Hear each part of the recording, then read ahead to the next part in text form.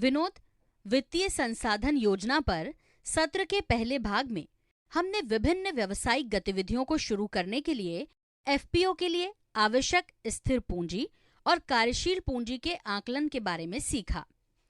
अब इस दूसरे भाग में हम एफपीओ के लिए विभिन्न वित्तीय विवरण जैसे कि पहला, प्राप्ति और भुगतान खाता, दूसरा, लाभ और हानि खाता, तीसरा, नकदी प्रवाह वितरण और चौथा, आर्थिक चिट्ठा या बैलेंस शीट की आवश्यकता और उनको तैयार करने की प्रक्रिया पर समझ बनाने की कोशिश करेंगे। सरला जी, यह बेहतरीन है। मैं इन महत्वपूर्ण वित्तीय विवरणों के बारे में जानने के लिए उत्सुक हूँ, जिन्हें एक एफपीओ को तैयार करने की आवश्यकता है। अच्छा विनोद, चलो आपके एफपीओ से शुरुआत करते हैं।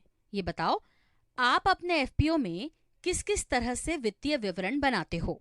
सरला जी, हम अपने एफपीओ में पहला प्राप्ति और भुगतान खाता, दूसरा लाभ और हानि खाता, तीसरा नकदी प्रवाह विवरण और चौथा आर्थिक चिट्ठा या जिसे हम बैलेंस शीट कहते हैं बनाते हैं।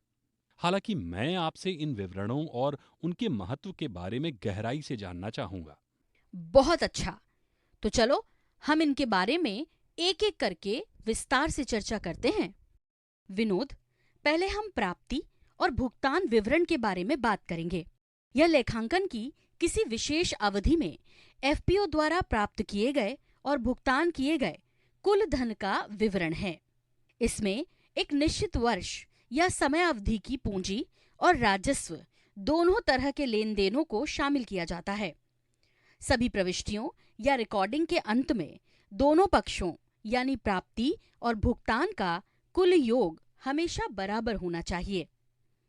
आप इस प्रारूप से प्राप्ति और भुगतान विवरण को समझ सकते हैं, जो प्राप्ति और भुगतान विवरण की प्रविष्टियों के बारे में विस्तार से समझाता है। सरला जी, मुझे इस प्राप्ति और भुगतान विवरण और उसके प्रारूप के माध्यम से इसे कैसे तैयार किया जा सकता है के बारे में अच्छी समझ मिली है। क्या अब आप मुझे लाभ और हानि खाते के बारे में समझा सकती हैं? जरूर विनोद, अब हम लाभ और हानि खाते के बारे में बात करेंगे। लाभ और हानि खाता एक एफपीओ का एक वित्तीय वर्ष में कुल आय या प्राप्तियां और कुल भुगतान या देय कुल व्यय का विवरण है और एफपीओ के लाभ या हानि का सही आंकड़ा देता है।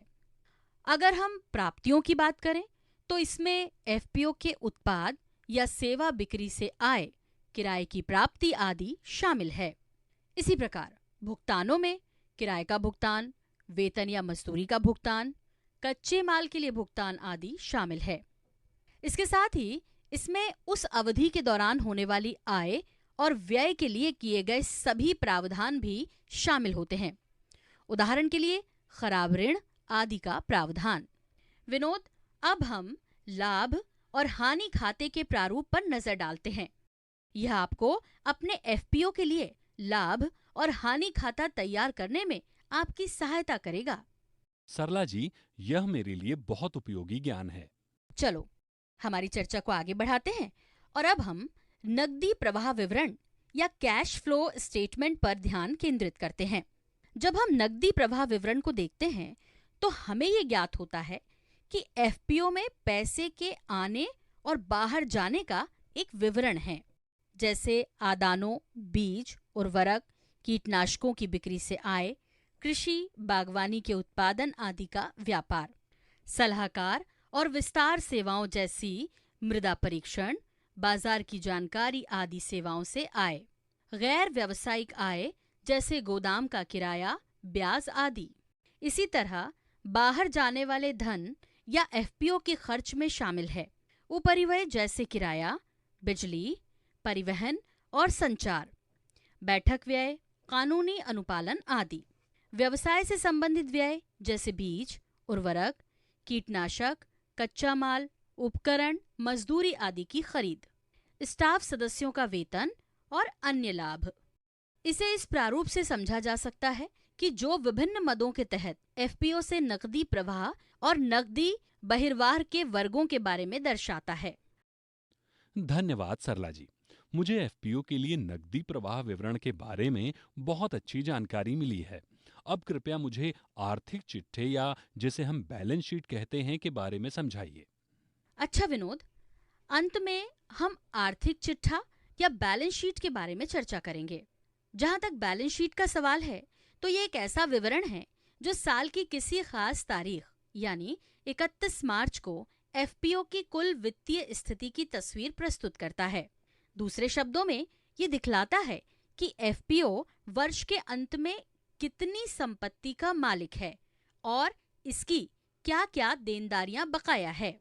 राजस्व प्रकृति के लेन देनों को आय और व्यय विवरण के अंतर्गत दर्शाया जाता है और पूंजीगत प्रकृति के लेन देन बैलेंस शीट के अंतर्गत आते हैं। आर्थिक चिट्ठे का प्रारूप इस तरह का होता है। आप अपने एफपीओ के लिए आर्थिक चिट्ठा तैयार करने के लिए इसका इस्तेमाल कर सकते हैं। तो विनोद, आपने वर्तमान सत्र से क्या सीखा? सरला जी, हमने 4 प्रकार के वित्तीय विवरणों को समझा, जो हैं प्राप्ति और भुगतान खाता, लाभ और हानि खाता, नकदी प्रवाह विवरण, आर्थिक चिट्ठा या बैलेंस शीट। ये वैधानिक आवश्यकताएं हैं, इसलिए एफपीओ को इन वित्तीय विवरणों को अनिवार्य रूप से तैयार करने की आवश्यकता है।